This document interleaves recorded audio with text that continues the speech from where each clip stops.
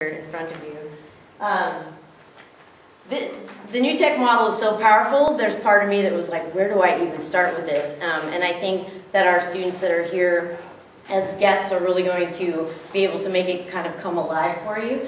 I'm going to back up this just a little smidge here.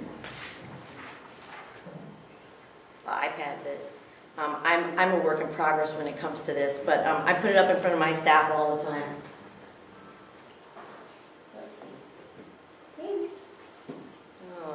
Wow, I'm having technological. Can one of you guys fix this for me? Sorry, I had it queued up in the wrong place. You got it now? I think so. I don't know. We'll see. Sorry for the delay. This is one of the reasons why I think educators stray away from technology. If it doesn't work right now exactly the way I want it, oh, something's wrong with it. It can't be an operator error. It could be an operator error. Maybe.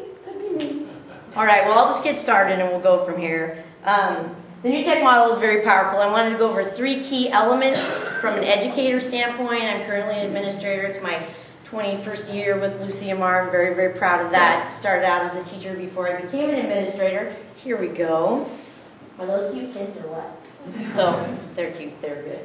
So one of the key elements is project-based learning, and you're going to hear quite a bit, I would guarantee, from our student guests. We are working on infusing project-based learning at Napomo High School. With or without the new tech model, we're doing some experimenting. Project-based learning is completely different from what we experienced growing up, where the teachers crammed 6 or 8 weeks of information at you and said, okay, now I want you to make a poster of everything I've taught you. And you kind of explore out and you try to figure it out. And you're going to work in a team and you're going, oh, geez Louise. It's one of those kind of things. Project-based learning are usually they're integrated projects. And typically they start with real world. It could be the context of locally, it could be out globally, but the teacher presents a challenge to teams of students, and they take that challenge on. It's inquiry-based. They're seeking out answers, creating a product, all right, and then presenting that product. So that's kind of a nutshell. It's far more complex than that. Usually projects take anywhere from 40 to 50 hours for teachers to put together, either individually or in teams. They are a lot of, but it's very, very, very student-driven. The teacher is more off to the side, facilitating, assisting, doing some little workshop, doing little workshops as the students are progressing. When you go into a new tech classroom, from what I have observed consistently, kids come in, they immediately get started. In our traditional classrooms, kids come in and they sit and they wait for you. What are we doing? Because everything is teacher-directed. And this model is very, very student-directed, very, very inquiry-based. And because of how the projects are designed, 21st century skills are ensured in the process. Students are assessed on collaboration. They're assessed on teamwork. They're assessed on their communication skills. It's all embedded in the assessment. The third piece that's really, really key is the collaborative culture in a new tech high. You're going to hear a mantra when you go into a new tech high: trust, responsibility, respect. That's their mantra in every school. That's the expectation. The schools are typically very, very small, 400 students and less.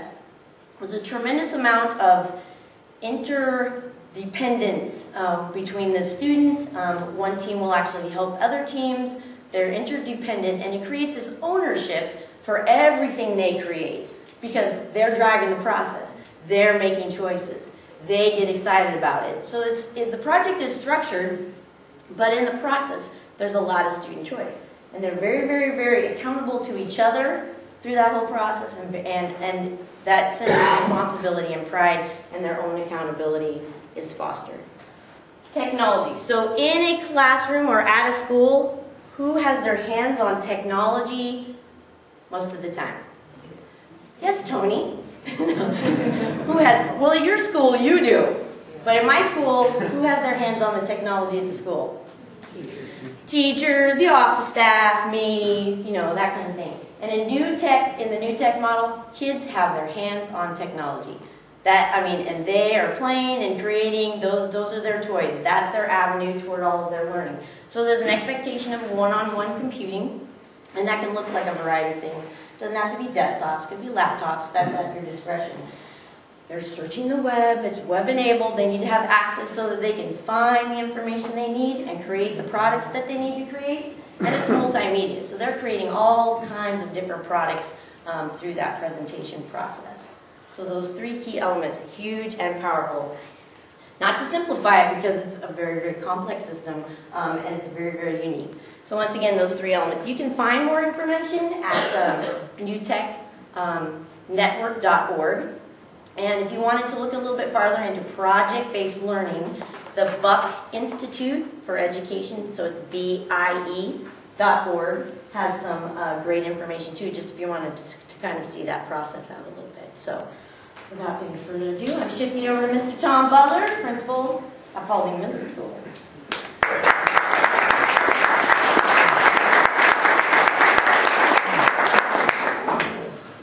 You know, I've had an opportunity to be a principal of 3 of our schools in this district, and we've got a great staff, and each one of those schools has a great local community that supports it.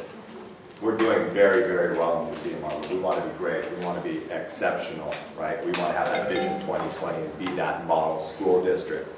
And we really believe New Tech fits in very well to it. We've had an opportunity to go visit it many times. By the numbers, we have approximately 3,500 high schoolers in our district. When New Tech, if we should be able to bring it to our school district, it's going to be about 400 kids. But when you think that's a really perfect fit for us, because sadly in education we all know we're not batting 100% yet, are we? Even in a great school district like this. So there are still groups of students out there that we can reach better. Okay? We can give them a better experience and we can prepare them better for adult life. With 400 kids at a New Tech, that's approximately 10%. And if we just randomly pulled up 10 high schoolers, I think every one of us in this room knows that at least one of those kids can benefit from a different model. So what you're going to see in just a moment, Mr. Avalos will pull it up for me there. We're going to play a quick little video clips of what a New Tech looks like. You'll see some things that are different. One thing that's the same is a rigorous academic educational program. They leave ready to pursue college, or they leave ready to pursue a career immediately. And we're really pleased to be able to bring this and show this to you today. So not only do we think it meets the needs of kids, we think it's a great fit for this community. I just want to hit the video for them. Like I said, as you look at it, kind of watch for some of the differences from a traditional high school experience like most of us had. And think about the kids out there that could benefit from something that's just a little different. Education, okay? Brought to you by the California Lottery. Remember, when you buy a lottery ticket, California schools win.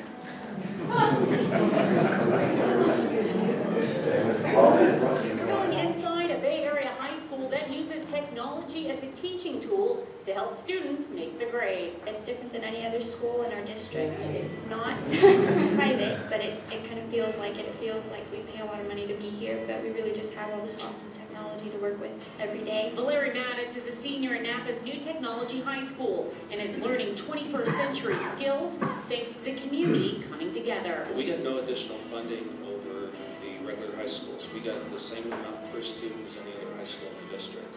So we are very active in fundraising. Right now, because of the economy, it's really our parents that are supporting the school. Our parents giving on average about $350 to $500 per year, as well as many of our parents supply the technology in the school. High-tech toys include one of those rooms where you can go and use a green screen and use any kind of recording technology. It's completely soundproof. It's really awesome. We have a network online where we all get together and we get to see everything that has to do with our classes, all the different resources we can use, all the different assignments, all the different grading, kind of get a breakdown of what's going on in every single class on this network. And we get to communicate with each other and see what's going on, kind of like a Facebook. We even have co-friends. We also have these awesome Promethean boards all over the place. So if we want to practice a presentation, put our PowerPoint, plug our little laptop in, we can just sit there and practice as a group. Here we have big projects where we're going out and solving real-world problems, and we're getting to know different kinds of resources other than textbooks. These students aren't buried in the books, and they're shooting for the stars. We're teaching the skills that students need to survive in jobs or survive in college. Our students frequently write back to us or come back and visit and say, hey, the collaboration that you've taught me and the critical thinking that you've taught me allows me to go out and be a superstar in college. I'm the person that's connecting all the students for study groups. I'm the person teaching the professors how to do new kinds of presentations. In fact, we have a person at Harvard right now whose professor says that this is the model for how he wants presentations done in his MBA classes at all times now. We're preparing students for the 21st century. So we're not just learning how to use computers, but learning how to work